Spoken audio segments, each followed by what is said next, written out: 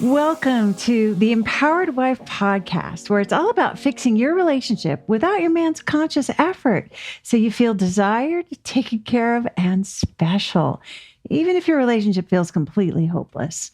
I'm Laura Doyle, and today I'm talking about 3 myths about relationship coaching.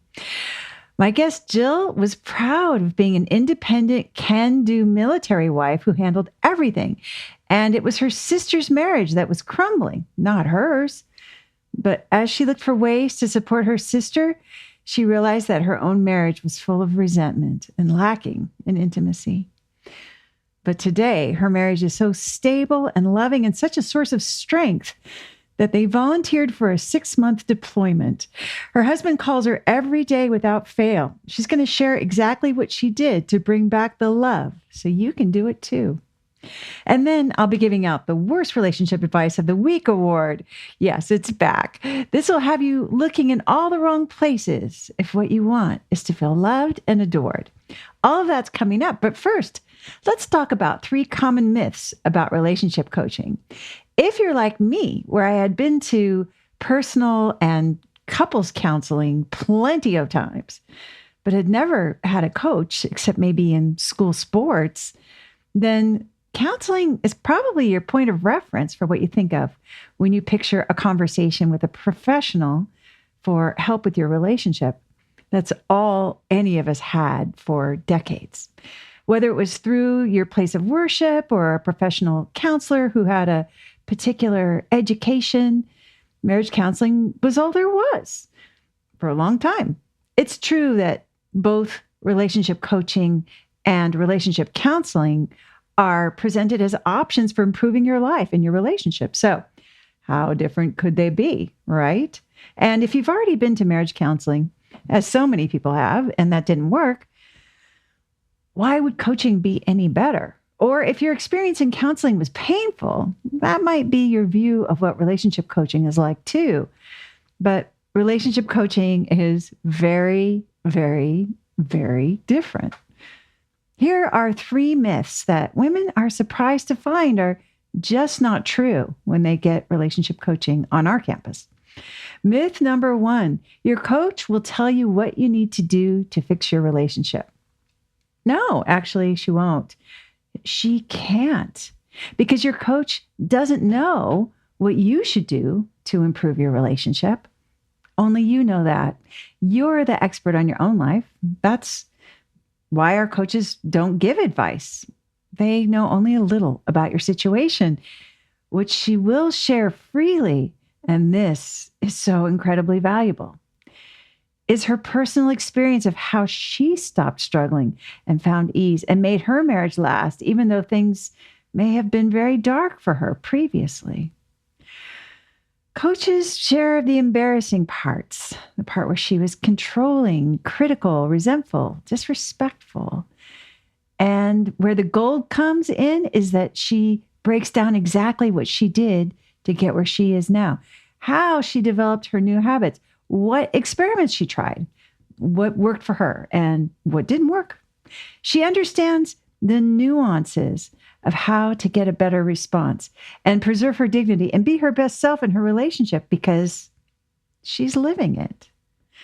One student shared how, and I love this story, when she had her very first session with her coach, she was horrified when the coach started talking about herself.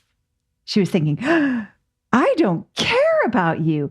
I'm paying you, and this should be all about me, which is what she had experienced previously in counseling, right? And she was too polite to say anything about how dismayed she was. And by the end of the coaching session, she realized that what the coach had shared was not just relevant to her own situation.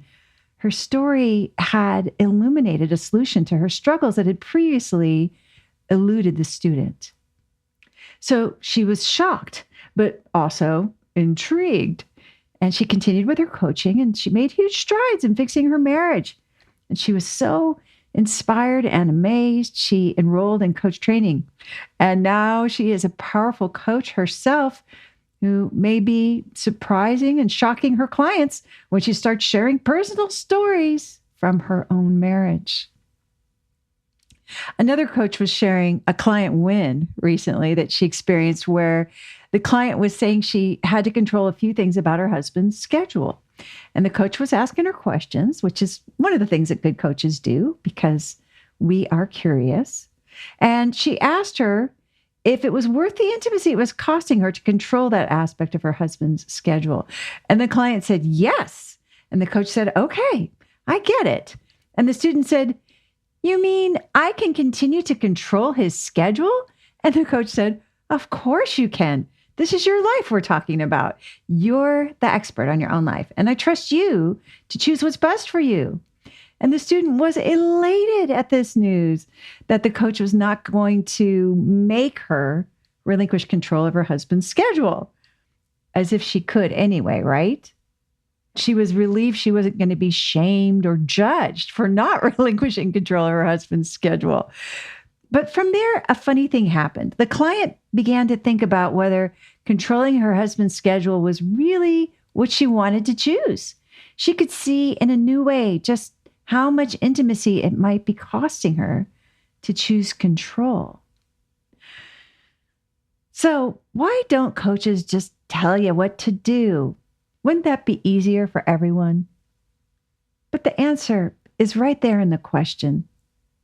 Most human beings don't want to be told what to do.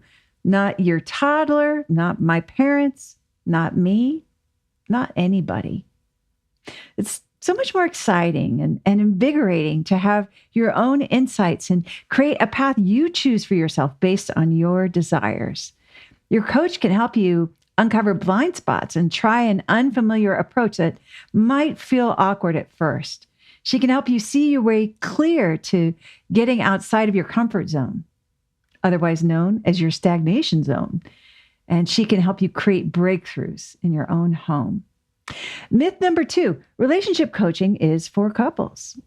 Oh, how well I remember dragging my husband to marriage counseling so the counselor could fix him and I could finally be happy. Because I thought that's how it worked.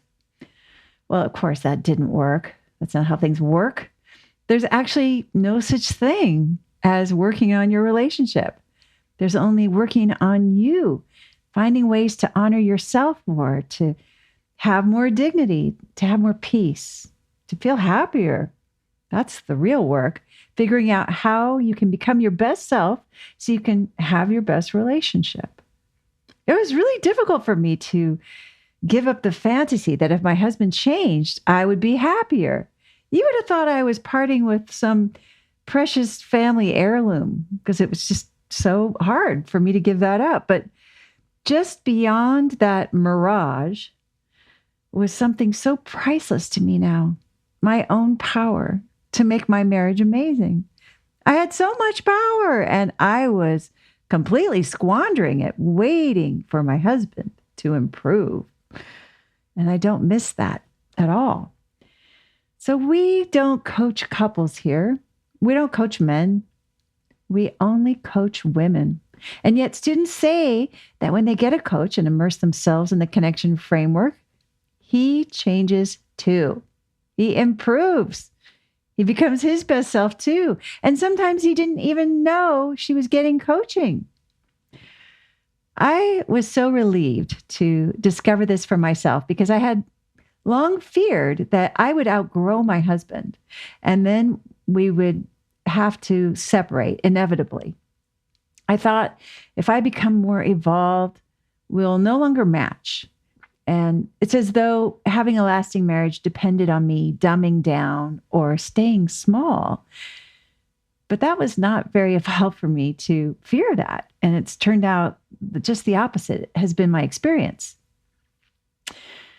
So relationship coaching is for you and for you alone. Nobody else needs to be there for you to use your power to make your marriage last. And in my experience, as you become your best self, everyone else around you gets better. Everyone, your mother-in-law, your kids, your cousin, and your coworkers. Myth number 3, your coach may tell you to get divorced if your situation is too far gone. Oh, not my certified coaches. No, ma'am, they will not. Imagine you hired a tennis coach and she told you that maybe you'd be better off playing Scrabble because you'd never be good at tennis. That's a pretty good sign that you have a lousy tennis coach, right? After all, you hired the coach so you could improve your tennis game, not because you wanted to be good at playing the Q on the triple letter score space. I get really upset when marriage professionals start suggesting divorce or separation or trial separation because that's not what your vision was. That wasn't what you wanted when you said, I do. What you imagined for yourself was to live happily ever after. And even if you didn't expect to become a Disney princess, I really hate it when somebody you hire to help you make that dream come true stomps all over it by saying it's unrealistic and divorce may be the best thing. To them, maybe, but not to you and not to me and not to my coaches who have been where you are. That's the view we all have on our campus. So no matter what's going on at your house, you won't hear the words, you should leave him, which would be awful, terrible, very bad advice if what you're wanting is to make your marriage last. Marriage is worth fighting for. And on the Laura Doyle Connect campus, we are going to stand for your marriage, not help you have a nice divorce. Blah. We believe the world needs more women like you who think marriage is important because it is. If you'd like to be my guest on the Empowered Wife podcast and share about how you fixed a struggling relationship using the 6 intimacy skills, I would love to interview you. Just go to lauradoyle.org/podcast-guest to let me know that you are willing to make a big contribution to ending world divorce by telling your relationship story. I look forward to meeting you. That's lauradoyle.org/podcast-guest. My guest, Jill, was proud of being an independent, can-do military wife who handled everything. And it was her sister's marriage that was crumbling, not hers. But as she looked for ways to support her sister, she realized that her own marriage was full of resentment and lacking in intimacy. But today, her marriage is so stable and loving and such a source of strength. They volunteered for a 6-month deployment. Her husband calls her every day without fail. And she's going to share exactly what she did to bring back the love so that you can do it too. Jill, welcome to the Empowered Wife podcast. Thank you so much for being on the show. Such an honor to be talking to you today, for sure. I give you so much credit for turning my marriage around. Wow, that's great. Well, I want to hear the whole story. So let's go back to the bad old days of your marriage. What were things like for you? Okay. So, well, a little bit of background about me would be that I grew up as the oldest sister of 3 girls, and I was the oldest cousin of a bunch of us. And then I married my husband, who was 7 years younger than me. And so I knew that I maybe with all of that, as my background, I would have a tendency to kind of be controlling. So I really kind of watched myself to make sure I wasn't controlling in my marriage. And I just knew that was just that wasn't cool, to be a controlling wife. And, right.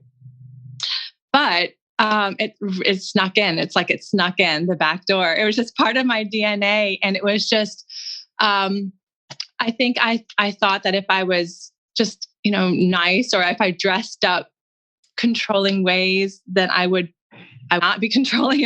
I would disguise it or something.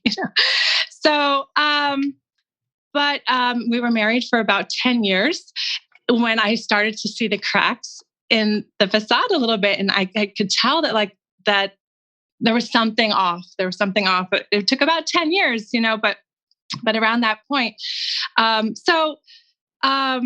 Okay. So the bad old days would be that, first of all, I thought that being helpful and teaching my husband what to do and being helpful was just my job as a wife. I just really thought that was what a good wife did. And so, for example, I have a couple examples here. I totally just, I would tell him how to dress. I remember one time we were going out to dinner, and it kind of struck me because I was telling him that he had to button his top button of his shirt, and I was like, just button your top button. And in my mind, I was thinking, just a small, humble request, no big deal. And of course, like he was like, no, I'm not going to do that. I don't want to button it. And I was like, just a small thing, just button the button, and before we knew it, we're like having this like all out fight in the closet going out. I think it was we were heading out to my 40th birthday dinner. And like, this is not the way I wanted to start my 40th birthday dinner, was like fighting about a button, in the closet while like guests waiting for us. So that was a little bit of a red light for me, like a red flag that maybe like I wasn't where I was wanting to be at this point in my marriage, at this point in my life, turning 40 and 10 years married. And here we are fighting about a button, Laura, Yeah. And I would do things like I would announce in front of my whole extended family, we'd all be going into New York City. And I would like announce like, my husband has the wrong shoes on. You need to go change your shoes. It was just like these little nitpicking things. And I thought it was helping him because I had been to the city several times and there's a lot of walking and he hadn't really been that much. And so I was like, I wanted to help him and I don't know, and garner support among my family that I was right and that he needed to go change his shoes. But of course, like that set us up for like a day where he was just sort of resentful that I had called him out like that. And I was so rude. And by the way, his shoes were perfectly fine, of course, and so it was just me. And I just had no idea. I just thought that was what a good wife would do all the time. Just be helpful and interject my opinions all over the place. I guess I was hoping that he would just laugh it off but he's a sensitive guy and he would take it to heart. And so what I was doing, I realized now was I was like eroding the intimacy out of our marriage, like drip by drip by drip. Every time I said every day, I would just, a little bit would leak out like a slow leak out of a tire, and it was marriage just slowly going flat. And this was all in 2018 that I started to realize this. Like I said, we had just crossed our 10-year mark of marriage. And, but in general, I thought we were doing okay. Like there was that slow leak. And then, but around 2018, I was like, wait a minute, this is actually becoming more of a problem. Like our tire is actually going flat at this point. And so, I had a couple friends at the time, and I just noticed that they would speak about their husbands in such glowing terms. Like they would just speak about them as if they were like, I don't know, just like they had a respect for their husbands. And at the same time, I noticed that I was speaking about my husband in very dismissive terms, just like, oh, well, he's just in the Air Force, whatever, like, no, just move on. Let's move. Yeah. Who cares, And right. Just defending the country. Yeah. Right. I mean, I didn't even, okay. So that kind of rings another bell. Like I also had a tendency to kind of merge. I don't know if you know the Enneagram, Laura, but I'm an Enneagram 9. I have a tendency to kind of merge, and like if there's a stronger personality, like I will kind of like be like, find ways to identify with that personality. And so I was definitely doing that with my husband. And so I thought that speaking in glowing terms about him, or with pride about him, or gratitude about him, it would almost be like speaking about myself in that way. And that I come across as being very prideful because my husband and I were under the same umbrella. So if I were to like talk about all the great things he was doing, to serving our country or the missions he was flying, and I would be like, oh, well, I would never, because it would be like talking bragging. about It'd be bragging. Me bragging. Yeah. Yes. But I noticed that my friends would, speak just so highly of their husbands, and I noticed I just wasn't. So that was another red flag. Just a lot of different things, but it all came to a head when my sister's marriage just imploded out of the blue. And she and I had both been married just about the same amount of time. I had just crossed my 10-year anniversary, and she was approaching her 10-year anniversary. Where my sister and I are not that different of people, and our husbands were both great guys.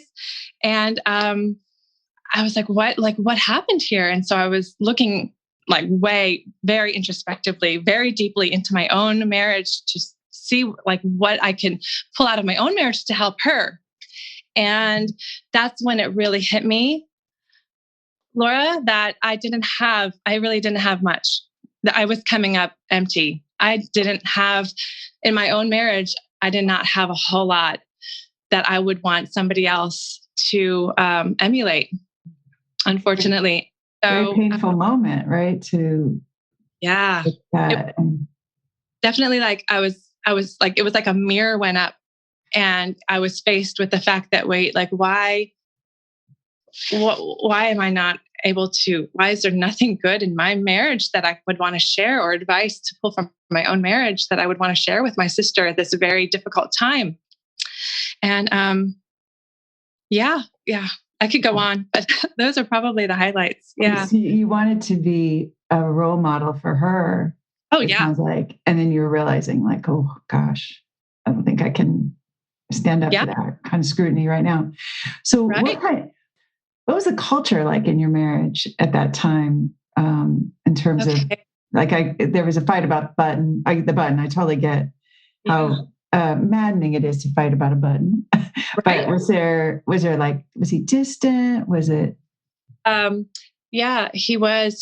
He likes video games, and he'll play video games to relieve stress or whatever. But I was just taking everything personally, I think, back then. And so if he were to be playing a game or on his phone, I would just be like, I felt like it was a personal insult, and I would take it personally, and I would be in a bad mood. I feel like before the skills, I was moody. I didn't know how to handle conflict or stress very well at all in general. And so, but definitely not in my marriage with my, my significant other. It felt like the stakes were higher or something. And I think we would both feed off each other. So I would be anxious about something small usually. And then he would get anxious about me being anxious. And then it would sort of get into this cycle where we're both very anxious. I remember there was this one time, this is all in 2018 again, that we had planned for like 2 years to go on this Alaskan cruise. And, what should have been like a really exciting and really fun day of like getting on the cruise ship, we were just at each other's throats. I had brought the wrong passport, and he blamed me because I was so mothering, and I was, that I was the one in charge of all the passports. So he didn't even think to bring check to bring what passport I brought. And luckily, so we were like, they had corralled us into a holding center to see if they could even like let us go on the ship. So it was a little bit of a stressful moment, but we would turn on each other in times like that. We were not we did not have each other's back at all. Like, it was just like, I can't believe you did it. No, I can't believe you did it. The kids were witnessing this, and our kids were getting a little older. My oldest is 11 now. So she was 8 at the time. And so they were starting to reflect that just animosity that was always popping up. And so anyways, we ended up going on the cruise. We had some good times. We would have some good times. Our physical intimacy, Laura, was always great. But I was noticing also that it was starting to carry like too much of the burden of the marriage. That aspect was starting to just be like, almost like everything. And I knew that's not right. Like our emotional intimacy was lacking, and our mental intimacy was lacking. We were just stressed out and taking it out on each other, I think. And then when we got off the cruise ship, we were fighting again. All I can say is I was watching this like long anticipated vacation unfold with so much like bookended by so much fighting that I just knew that's not right. So disappointing too, when you have like a holiday or birthday or something special. You're like, this is going to be great. And then it ends up being kind of ruined by. Right. That's what was really getting my attention. Like the big, happy, what should have been like, beautiful memories that we were, creating together were starting to be marred by this fighting that just so silly. It felt like on paper, it would look so ridiculous. So petty. Yeah, but you wouldn't want to like, here's a transcript of the argument about the button, for example, right? Like you would be like, okay, let's maybe not have that out in public, right? Yeah. Yeah. But it was really hurting the whole day, the whole memory, right? Like you said. Yeah. So it sounds very stressful and kind of lonely too, right? Because I know for me, like I used to kind of turn in like, okay, we're fighting. I don't want people to know that. So there was like I kind of kept it shrouded in keeping up appearances. And it was just, is that what was happening with you guys too? You were just having these fights and not maybe telling anybody else? Absolutely. Yeah, absolutely. I think I grew up in just kind of a very, I don't know, conservative family, like loving, but yeah, it wasn't really, brought up. Marriage issues were always sort of just, not brought up. And so when my sister's marriage imploded, suddenly that changed. And our whole family kind of came together and we had this huge conversation about what is going on, like, and what are the dynamics of a healthy marriage. And so I thank her all the time because I'm like, if it wasn't for your marriage imploding and like just kind of breaking open, and my sister and I started to just talk about what goes into a healthy marriage and what would we want marriage to look like. And if that hadn't happened, I'm not sure I would have ever changed course, Laura. And I'm not sure I don't think we would have been very happy right now. I think we probably would have still been married because of the tradition and because of the children and everything. But I'm not sure we would have been in a happy marriage at all at this point. We've been married. We're coming up on 14 years now. So when I couldn't find anything in my own marriage to help my sister, I started to look around, and that is when I found you. That was a good day. And that was an answered prayer. Absolutely, Laura. You came along on Facebook. You had like a little Facebook. I was actually talking to my sister. I have two sisters. I was talking to both of them. We were staying up late talking about marriage. It was the year of the marriage. And you popped up on Facebook. And I saw, you were like, I have a webinar later tonight at 10 p.m. or something like that. And I said, I kind of flagged it or whatever. And I saved it. And I said, if we have finished talking by 10 p.m., I will log into this webinar. I just kind of wanted it to be something I did. And we wrapped up our conversation at like 9:58, And so I logged in, and as soon as I heard you speak for about 20 minutes or so, I knew like this was a game changer. This was information that I had never heard before. This was practical, tangible. I could start doing this now. And I knew like the phrase, like saying like, ouch, to show you're vulnerable. That had never crossed my mind. Yeah. Yeah. You're a military wife, right? Oh, go ahead. Yeah. Right. Back to the whole military aspect. Not only was I the oldest daughter in my family, and my family kind of prided us on raising, strong women. But when we got into the military kind of has this a very strong undercurrent of like, you are a military spouse, you are a can-do, you are integral. And part of that is keeping the home fires burning, right? While your spouse is away on the mission and our deployment or whatever. And so I really kind of went with that. And when my husband would come home from a 2-week mission or whatever, I would kind of be like, see, I didn't need you at all. I don't even really need, I don't need you. I got it. And I did that because I wanted him to be proud of me. But I think obviously it kind of backfired, and I ended up like, he was kind of like, well, if you can take out the trash and do all this stuff and weed the garden and all this, all the things when I'm away, like, it sounds good for you to just keep doing it. Kind of, and I was like, no, wait. And I don't, it just backfired. It just all backfired, the whole mentality. And so, and I changed that around. To be fair though, the military was sort of asking you to suck it up and do everything. That was kind of it really is kind of part of being a military wife. I think it is. you are in charge of everything when he's on a mission or when he's deployed. Yeah. So I can see where that can get pretty overwhelming. So I'm going to be curious. Okay. So I have a lot of questions about that, but anyway, okay. So let's go back. So what was the first thing you started doing differently? So now you got some information. What did you start doing differently? Well, I think the first thing I started to do was let go of some of that thick-skinned behavior that like, I can do it. I don't really need you. I can do it. I got it. And I started to say like, I can't. That was and ouch.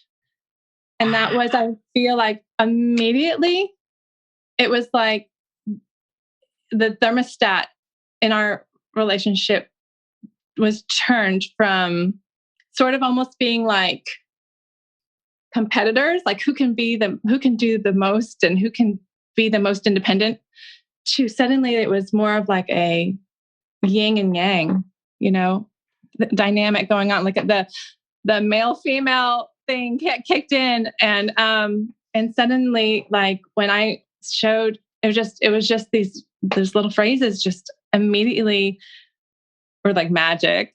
I hear everyone says it's just like magic, and it was just like suddenly I was he saw me as vulnerable, as like again in the best way, and by vulnerable I don't mean weak, I mean like I was revealing my heart, and I was courageous enough to reveal my heart to him. And when I would say like sometimes it would be like, I can't hand you the car keys when you ask for them so rudely, if I were to finish the sentence, and then I'd be like, I just can't follow through with this request you're when you're asking in that way. And he got the picture. I really didn't think he would, but it was immediate. He got it. Saying like, ouch, when he said something hurtful to me was totally just changed the culture. Like, before, like we would one up each other constantly, like, well, because I don't know. I think women are very good at kind of throwing out zingers when we want to. And I kind of prided myself on being able to like run circles around my husband verbally, and just let him really have it verbally. And and I think he was ready. He was always ready for that at any given moment. And when I stopped and I would just say, ouch, ow, that hurt. Wow. It was just, I don't really have to do that anymore, Laura. I don't have to say that anymore because he doesn't like to hear me say ouch. And he never says anything hurtful to me really at all, ever. Gentle now. He's tender. Yes. Yes. That's exactly what it ignited. It ignited his tender side. The guy who I dated and, that I fell in love with was so kind and gentle and tender to me. And then, but he kind of disappeared for a while because we were throwing arrows at each other for so long. So saying ouch does take courage, as you mentioned. It's kind of scary to say it. So how did you find that courage to do that? I guess because I nothing else was working. It was a fork in the road. It wasn't it wasn't courage as much as it was like, there's a fork in the road and this is the time. It was maybe, I believe that God put it on my heart that it's now or never. And this was the year that I needed to make the change. And if I just kept doing what I had always been doing, I was going to keep going where we were headed, which was not a good place, which was us fighting on and off the cruise ship, so I really felt like it was impressed upon my whole spirit that this was the moment. And so I mean, when I said I found the skills, I jumped in and I did all the skills. I read the book. I just jumped in and I just did it blindly, really. And I really thought there was a part of me, I was like, I hope that what we do have going for us, because I would leave him alone with parenting. And like I said, our physical intimacy was always great. And, I'd say our marriage was about like a 6 or 7 out of 10. And so I almost felt like I was taking a little bit of a risk Yeah. That I would lose that, when I totally changed and jumped in and did marriage totally different way. I was kind of like, maybe he won't like the new approach and it'll just tank and we'll end up with nothing, and but thankfully that's not what happened. I felt a little at first he was a little suspicious, I think a little suspect when I started to say ouch, or I can't do that or whatever. And I think that yeah, he did. He kind of withdrew a little bit, like what's going on, and I did get a little fearful, but I knew the first way wasn't working. And I don't know, there's something about your book, The Empowered Wife, The Surrendered Wife is amazing too. But there's something about the book. It reads authentic. And you just know I just knew deep in my soul that reading the stories and the anecdotes, and it was like you were sitting across the table from me with coffee and you were just speaking right to me about the things I had been doing. And you had a new strategy. You had new ideas, fresh ideas, good ideas. And I just went with it. Yeah. You did. You did. I did. And so he's suspicious at first, but then he becomes this tender guy. And so what's your marriage like now? Well, I would say the timeline, I saw some little changes within 2 weeks, but for me, I would say it was a full 2 years. But before the skills were just a natural way of being, and that he was just like, we were just responding beautifully to each other within this new framework. And I felt like, just another huge thing was because of my controlling background was I just kept telling myself that I had to keep my eyes on my own paper. Oh, huge.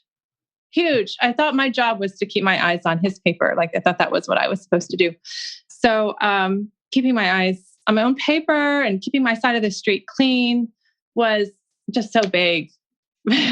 Anyways, that was probably the thing that took me like right up until like 2 years, was because I kept my eyes being a merger. My eyes kept wandering over to what's he doing? Like, why is he, he's on his phone. And so I guess that's, a reflection on me and our relationship. He's on his phone for 10 minutes, whatever. And I just once I could really like stop that and just really focus on what's going on in my mind and my heart and with my self-care, then when we're good to go now, I really feel we're good to go.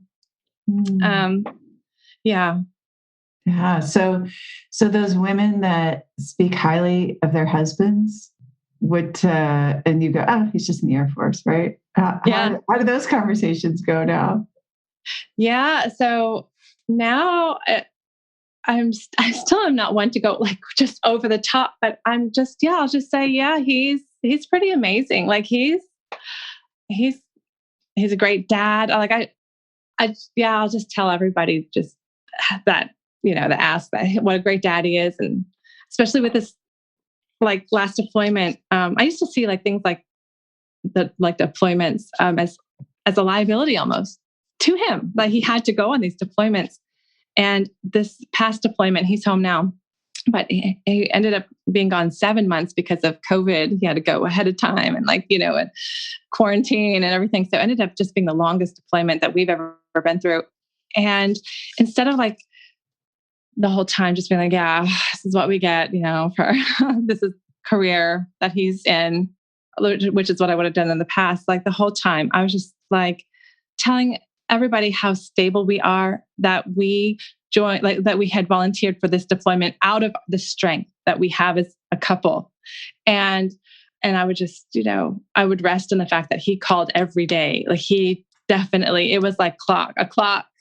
And I just never thought I could feel so like reassured of how good we are and over such a long time of being apart. I didn't think that was possible. And that is amazing. I think that's beautiful. Yeah. 7 months I think that's a big stress on any marriage to be separated for 7 months. Like, was he out of the country, or like you couldn't see him at all? Yeah. No, I didn't see him at all. No, he was out of the country. He was in the Middle East. Wow. Yeah. And so, and what about, the Jill that used to be able to do everything, didn't really need him? Like, how are you different during a deployment when you kind of have to do everything? Or is there a difference there?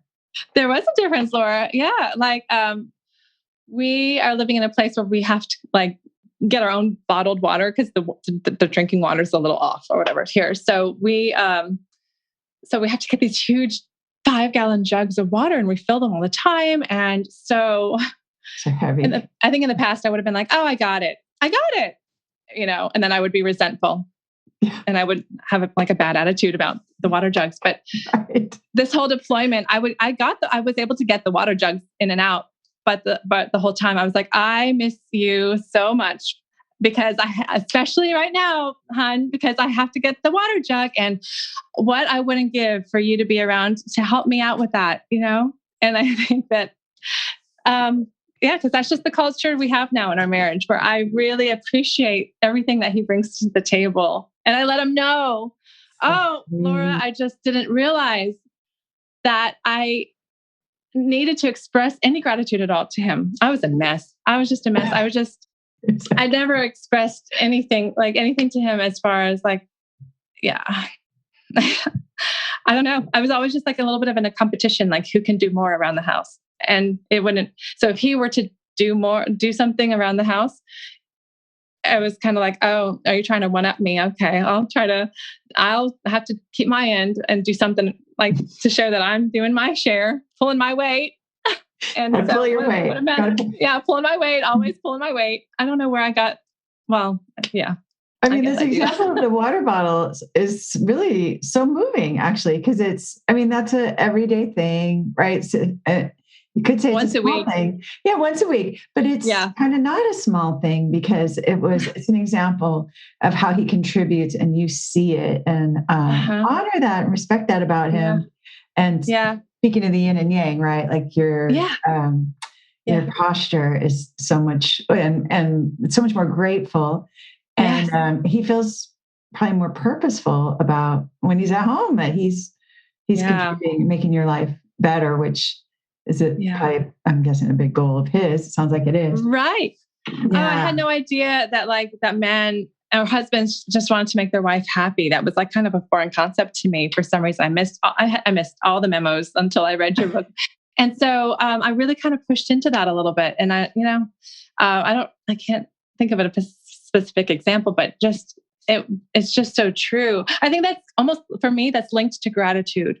When he shows that he's trying to make me happy. Yeah, that's almost like my signal to, I can express how grateful I am that he's in my life. Thank you so much for helping me out, doing all this stuff around the house. He vacuums. So he's always kind of been good about that stuff, but he's just kind of likes to vacuum. But before I wouldn't even acknowledge that he had vacuumed the whole house. And now I'm like, the air smells so fresh and it's so great. You're such a helpful, so great, what would I do without you type of thing. And it's true. I didn't vacuum very much over the deployment. There was a lot of dust bunnies. It's true. It's true. He does so much stuff around the house. He does dishes and laundry. And, it's funny because he was always good. I just didn't see it. I did not see it before. He was always really good about that. You have new glasses. He lets me plan on the vacations where we want to go. I love to plan vacations, so I like to do that. And then but he's just very supportive and of wherever I want to go. And now I'm just so I remember to show him how happy I am about that, instead of seeing it as this is my piece of the pie, So is there a redo on the Alaskan cruise coming up by any chance? I'd be curious to hear how that goes. Well, Actually, there was going to be, but the cruise ships are few and far between these days. So, but we are, we are actually going to do a lot of traveling, kind of make up for lost time of the last year. This summer, we're going to go to Hawaii and Yellowstone. We're out here in Oklahoma, so we want to see this part of the country. We're from the East Coast, so. Anyways, we do. We're just so much more fun. On like a random weekend, we just went hiking last weekend at a nearby like canyon. It was such a blast. It's sort of like whenever just a little day trip like that is a reminder to me of how far we've come. Because even just little trips like that, we'd sort of be bickering. You didn't turn on each other on this day. Yeah. No, we have a great time and the girls are happy. Yeah. My 3 kids are happy. Yeah. Well, absolutely. And then let's hear about your sister. Your sister's marriage, the impetus to all this. So what happened with her? Right. So she went on this journey with me. Definitely needed a coach. I didn't go through your program, but I would have if I didn't have my sister. We were just walking arm in arm, like reading the books together. The podcast didn't exist at the time, but we got our hands on everything. We looked at your Amazon, I think, series, and that was amazing. And so, anyways, we just went together. We learned all we could. We put it into practice, and kind of became really like coaches for each other. And we, and anyway, so yeah, her marriage, they divorced. It was finalized. This is all in a matter of 6 months. She was doing the skills, even though her husband had divorced her, and he came back. He came back, Laura, like within a couple months. And they're now happily married. And they have a baby girl, my niece, and yeah, they are great. That was, more than all the proof I needed. That was above and beyond any proof that I think that we both needed, that these skills can really shift a marriage from not good to, it can heal a marriage from the inside out. Yeah. Love really does heal. Yeah. You got to watch this miracle while you were making your own miracles at your house. Mm-hmm. It was a miracle. Yeah. Mm-hmm. Oh my gosh. It sounds amazing. Awesome. I give you so much credit. So Jill, it sounds like you were instrumental in saving your sister's marriage. Thank you. And it was your skills, Laura. And, so I guess we're all a team on this. I mean, didn't that feel so good to have something to offer that was actually helping to support her? It sounds like. And you walked it with her. I think that's a big deal, right? Because you weren't saying, hey, this is what I think you should do. You were saying, this is what I'm doing. And this is this is the result I'm getting. Yeah. That's the magic. Wow. Yeah. Wow. I mean, that's how I feel. Wow. Wow. Right. I feel very wow about amazing. That. It is amazing.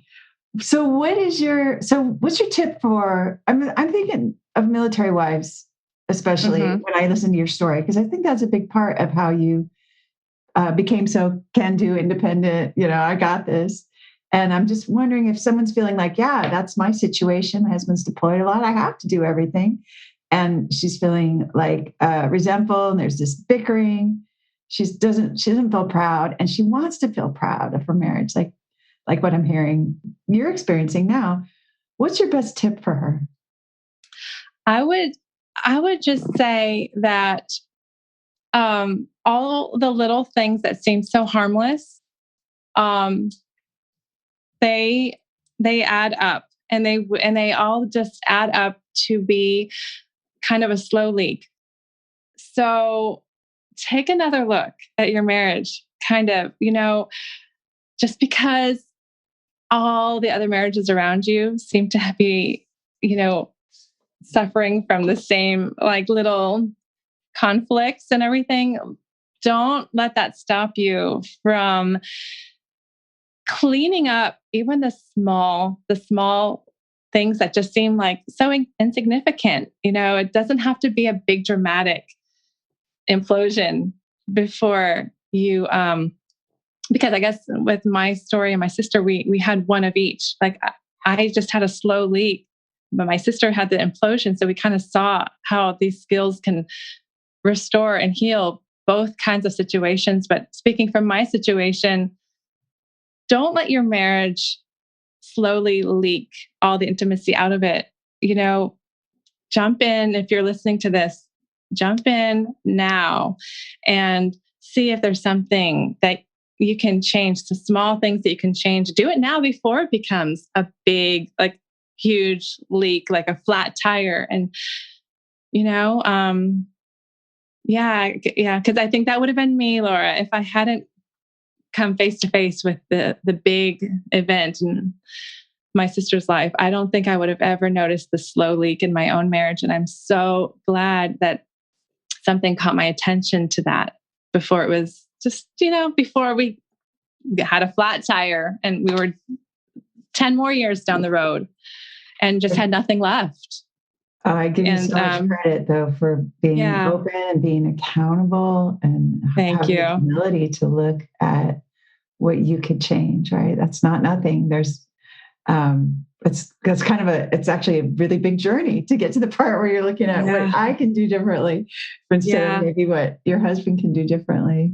Yeah. So, what would you say to Jill from before that you know now? What would you say to her? I would say that your job is not to be the helpful. Your job is, I'll just say that, because I didn't think I was being mothering or controlling. I thought my job was to be helpful, though. And so that's how all the other things kind of came in on the coattails of being helpful. I would say that, that if you are a wife, or I would tell myself that you're thinking that you are being so helpful, and it's actually causing a leak in your intimacy, because it's actually being received by my husband as controlling and mothering and just annoying and demeaning, all these really bad things that don't do a marriage any favors, and will actually, over long term, really kind of, leak all the good stuff out, and it'll be bad. It'll actually, it'll go bad if you don't. And so, I think, and what I would tell myself to do is, I think the big thing is to just start keeping my eyes on my own paper. That was my biggest struggle, I'd say. It was a huge turning point. It was the thing that I really didn't even know. I thought that was almost like wrong to do, to keep my eyes on my own paper. It almost felt selfish. And, but that was huge for me. And be vulnerable too, and vulnerable in strength, Yes. Be strong enough to be vulnerable. Yeah. Yes. Beautifully said. Well, Jill, congratulations on fixing a marriage that wasn't all that broken, but really making it into something beautiful. Yeah. When you saw the opportunity, when you saw the way to do it, like really grabbing it and, not being in the pain, it sounds like, of I'm going to end up divorced, or, but just really feeling that the tug on your heart, right? You had that conviction in your heart that this is what you wanted to do. And I admire it so much. I think you're very courageous, and the world needs more women like you. Likewise, Laura. I'm so grateful for you, Laura. I'm so grateful for all the work that you've done. And I think you're just a brilliant genius. Absolutely. Thank you. Thank you so much. Yeah. I'm glad we found each other. It's great to hear your whole story. Thank you so much, Jill. If you'd like to be my guest on the Empowered Wife podcast and share about how you fixed a struggling relationship using the 6 intimacy skills, I would love to interview you. Just go to lauradoyle.org/podcast-guest to let me know that you are willing to make a big contribution to ending world divorce by telling your relationship story. I look forward to meeting you. That's lauradoyle.org/podcast-guest. And now it's time for the worst relationship advice of the week award. It's the worst relationship advice of the worst relationship advice. Yeah, it's the worst relationship advice of the worst relationship advice of the week. And the advice I find most agonizing this week was sent to me by one of the coaches who ran into a huge mountain of bad advice in this online article written by someone with a bunch of letters like LMFT behind his name, licensed marriage family therapist. So here's a shout out to the coach who contributed to the worst relationship advice this week. Woohoo! I'm so grateful. Thank you. One of the first subheads in this article is when to look for signs he doesn't love you. Oof. And I'm thinking that answer is when you're super bored and you want to shop for pain, maybe, or never. Never is good for me because, of course, it matters what you seek. You find what you seek. When I sought evidence that my husband was a loser pants, guess what I found? So I was pretty hooked by this article, but not in a good way when I saw that first subhead. But the sentence I plucked from this overwhelming pile of plans about how to make you and your man both feel bad and squash any chance of enjoying emotional connection and passion and peace is this one. If you find that whenever you tell your husband how unhappy you are in your marriage and what you need him to change to make it better, he always shifts the conversation around to what's wrong with you, there's a problem. Whew. Well, yes, there's a big problem. But it's not the one this author is implying here. The problem is that telling your husband how unhappy you are and what you need him to change is the very definition of being controlling and critical and disrespectful. That's how I used to try to improve my marriage before I knew better, and it never worked. In fact, I tended to make my husband say that I was being unpleasant because, let's face it, I was. So my husband's reaction, while completely appropriate and normal, was exactly what this author says is a sign that there's a problem, a big problem, like that he doesn't love me. Truth be told, I was pretty hard to love in those moments when I was a porcupine wife. I spent years suffering and thinking there was something really wrong with my husband for not being more loving when I said things just like what this author wrote. So reading this breathtakingly inane advice makes my blood boil so much that I could probably power a long train across North America and back with the steam coming out of my ears. I mean, what if instead you sat down and sincerely told your husband all the things that you appreciate that he's doing to make your life better and richer. And you found that he often shifted the conversation around to all the things that he likewise appreciates about you. And that would be a sign that there's something going really right in your relationship, wouldn't it? I'd call that using your influence wisely. True, you might have to overcome your feelings that what he does isn't good enough, or that he's done hurtful things that overshadow the good, or that you feel like a big phony acting grateful. But for me, that's far preferable to losing my dignity while blaming him for blaming, or criticizing him for criticizing.